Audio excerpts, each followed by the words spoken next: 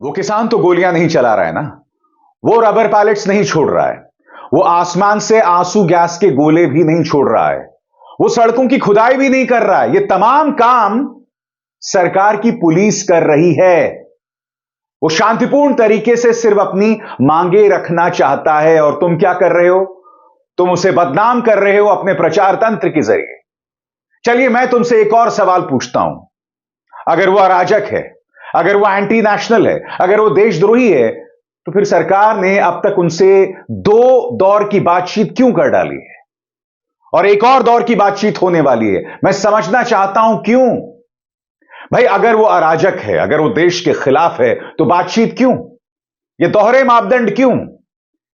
ये दोहरी धार की तलवार क्यों? चित भी मेरी, पट भी मेरी। यानी कि किसान को बदनाम भी करो, उसे रोको भी।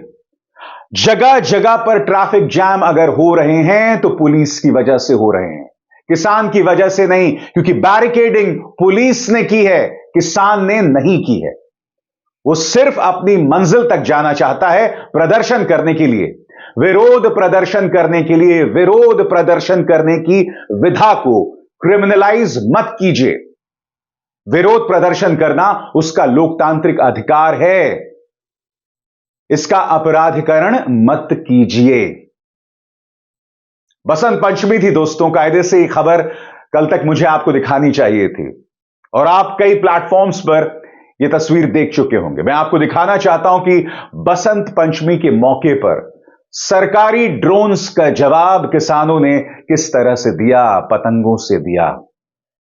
तुम इस किसान से लड़ रहे हो जिसके पास अपना विरोध जताने के कई शांतिपूर्ण तरीके हैं। तुम इस किसान को बदनाम कर रहे हो। आपकी स्क्रीन पर देखिए दोस्तों, पूरे स्क्रीन पर देखिए, आप देख सकते हैं हवा में ड्रोन है और किसान जो है वो पतंग उड़ा रहा है और किसान की इसी पतंग के सामने ड्रोन को झुकना पड़ता है। यह वीडियो देखिए दोस्तों और फिर मैं उसकी चर्चा करता हूं।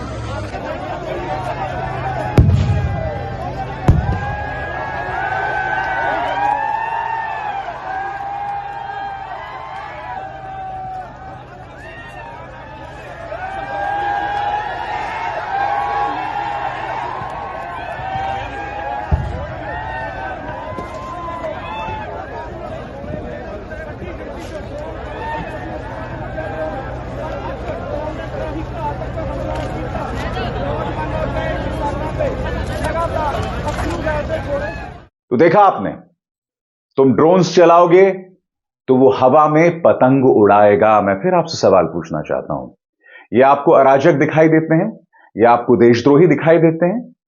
और फिर मैं आपसे पूछना चाहता हूं, जगह जगह पर जो जैम किए जा रहे हैं, सड़क जाम किया जा रहा है, ट्रैफिक जाम किया जा रहा है, क्यों किया जा रहा है?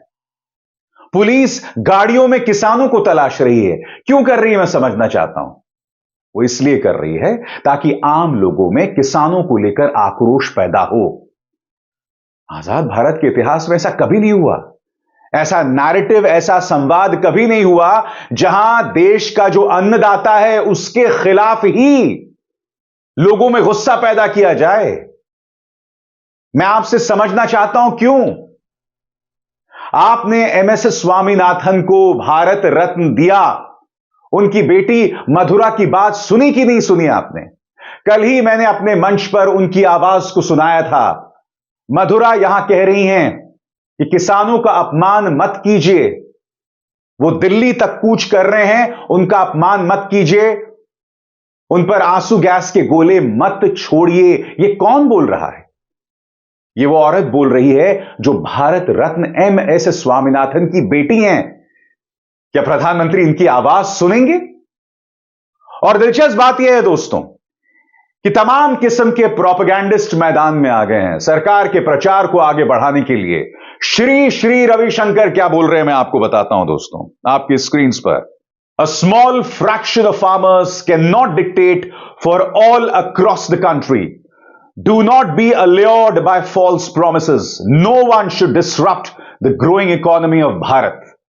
अब श्री श्री रविशंकर क्या कह रहे हैं, मैं उसका हिंदी में अनुवाद करता हूं। वो कह रहे हैं कि किसानों का एक छोटा सा गुट सबको यह नहीं बतला सकता कि क्या करना चाहिए। वो आगे ये भी कहते हैं कि झूठे वायदों से भ्रमित ना हो। किसी को भी यह अधिकार नहीं है कि वो देश की अर्थव्यवस्था में बाधा पैदा करे। मैं श्री श्री रविशंकर से सवाल पूछना चाहता हूं कि सड़कों में गड्ढे कौन खोद रहा है? और जब आप सड़कों में गड्ढे खोदते हैं, जो कि पुलिस कर रही है, उससे नुकसान किसको होता है बताइए? आप जानते हैं श्री श्री रविशंकर, इस देश की खूबसूरती क्या है?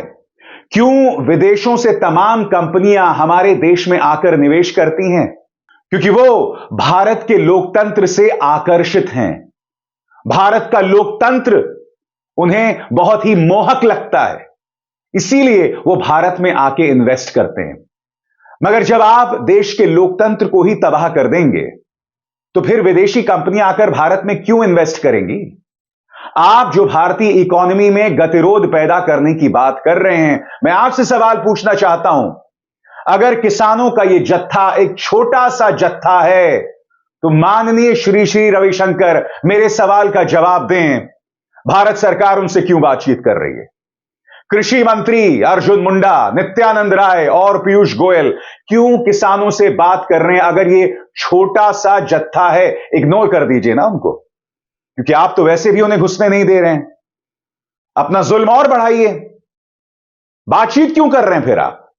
इत्तेफाकन यही वो रविशंकर हुआ करते थे। 2014 से पहले किसानों के बारे में इनकी कुछ और राय हुआ करती थी। क्यों? क्योंकि 2014 से पहले सही मायने में देश एक लोकतंत्र हुआ करता था।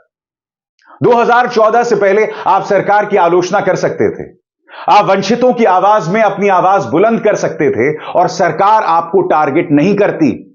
याद कीजिए, महोदय ने 2014 से पहले, ये देखिए 2012, 15 मार्च 2012 को इन्होंने क्या कहा था?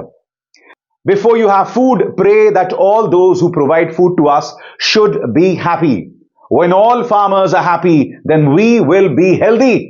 हिंदी में इसका अनुवाद यह है कि खाना खाने से पहले हमेशा यह याद रखें कि जो हमें खाना देता है, यानी कि देश का किसान, वो खुश है। जब तमाम किसान खुश होंगे, तब हम सब स्वस्थ होंगे। यह कहा था श्री श्री रविशंकर ने। और मैं दावे के साथ कह सकता हूं दोस्तों, ज्यादा देर नहीं है, कुछ देर बाद अक्षय कुमार भी मैदान में उतरेंगे, सचिन तेंदुलकर भी मैदान में उतरेंगे, अनुपम खेर भी मैदान में उतरेंगे। सरकारी चाटुकारों की लाइन लगने वाली है, मैं दावे के साथ कह सकता हूं, लिख के ले लीजिए। मगर बात वहां नहीं रुकने वाली है दोस्तों। मैं आपसे एक सवाल पूछना चाहता हूं। किसान आंदोलन कर रहा है, यह एक खबर है ना, और जब खबर होती है तो मीडिया को अधिकार होता है आप तक हकीकत पहुंचाने के लिए। तो मैं समझना चाहता हूं कि गोदी मीडिया के जरिए तो आप अपना प्रोपेगेंडा कर रहे हैं, उसके जरिए आप किसान को अराजक, एंटी नेशनल, ये तमाम चीजें बता रहे हैं।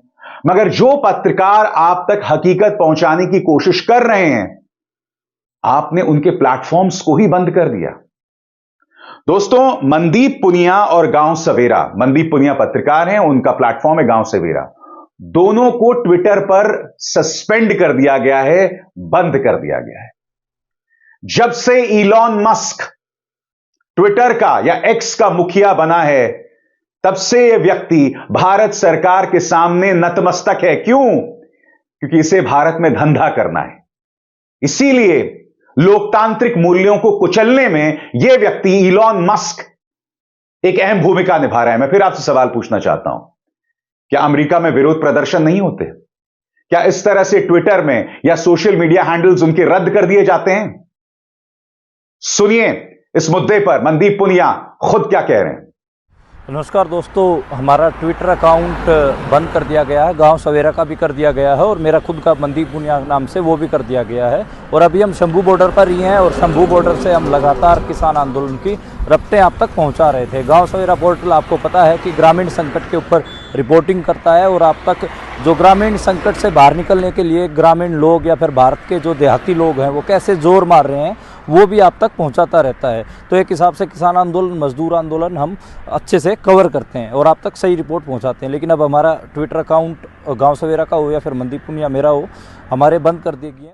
मैं फिर आपसे सवाल पूछना चाहता हूं, मनदीप पुनिया, अगर आप तक तथ्य पहुंचा रहे हैं, किसानों की आवाज पहुंचा रहे हैं, तो क्या उन्हें ऐसा करने का अधिकार नहीं है? आप उनकी आवाज को बंद कर देंगे?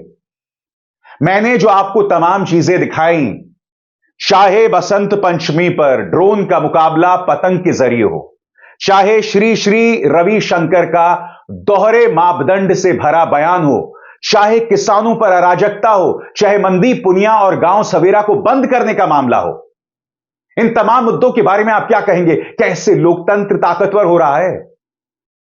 पहलवान बजरंग पुनिया, मनदीप पुनिया और गांव सवेरा के पक्ष में सामने आए हैं। दोस्तों, तमाम राजनेताओं में राहुल गांधी भी लगातार किसानों के पक्ष में आवाज बुलंद कर रहे हैं। उनका यह बयान सामने उभर कर आया है, जो मैं आपको पढ़ के सुनाना चाहता हूं। राहुल गांधी कहते हैं कि मोदी, उनका प्रचार तंत्र और मित्र मीडिया गरीबों और किसानों के दुश्मन हैं। और ऐसा राहुल गांधी क्यों कह रहे हैं, मैं आपको अभी अभी बतला चुका हूं। दोस्तों, वो आगे कहते हैं, जब भारत बनाने वालों की हित की आती है तो सरकारी एक्सपर्ट्स को बजट की चिंता सताने लगती है, पर बात बजट की नहीं, नियत की है। उद्योगपति मित्रों के लाखों करोड़ों के ऋण और टैक्स माफी कर चुप, उन्हें जल जंगल और जमीन भेंट किए जाने पर चुप, पीएसयूज पर औने पौने दाम पर बेचे जाने पर चुप, पर किसानों को एमएसपी की गारंटी, गृहलक्ष्मियों को सम्मान और अग्निवीरों को पेंशन देने की बात पर सवाल ही सवाल। इतिहास गवाह है कि कांग्रेस बड़े और क्रांतिकारी कदम लेने से कभी डरी नहीं है। हरित क्रांति हो, बैंक राष्ट्रीयकरण हो, पब्लिक सेक्टर्स का निर्माण हो या फिर आर्थिक उदारीकरण, हमारे फैसलों ने हमेशा देश के भविष्य की नींव रखी है। आगे राहुल गांधी कहते हैं, आज हर किसान को एमएसपी दिलाना वक्त की मांग है और कांग्रेस का यह फैसला भी मील का पत्थर साबित होगा। यह ग्रामीण अर्थव्यवस्था समेत देश के करोड़ों किसान परिवारों का जीवन बदल कर रख देगा। हम फैसले राजनीति के लिए नहीं, देश के लिए करते हैं। जैसे कि आप जानते हैं दोस्तों, राहुल गांधी ने यह कहा जाए, कांग्रेस ने इस बात की घोषणा कर दी है कि अगर वो सत्ता में आ गए तो वो एमएसपी पर कानूनी जामा पहनाएंगे, यानी कि एमएसपी न्यूनतम समर्थन मूल्य को लीगल गारंटी बनाएंगे। जाते जाते एक बार फिर यह देश की जनता को फैसला करना है कि अराजक कौन है।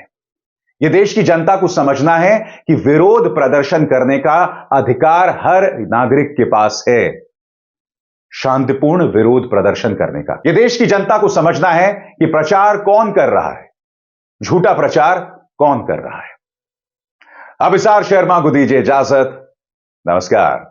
स्वतंत्र और आजाद पत्रकारिता का समर्थन कीजिए, सच में मेरा साथी बनिए। बहुत आसान है दोस्तों, इस ज्वाइन बटन को दबाइए और आपके सामने आएंगे ये 3 विकल्प, इनमें से एक चुनिए और सच के इस सफर में मेरा साथी बनिए।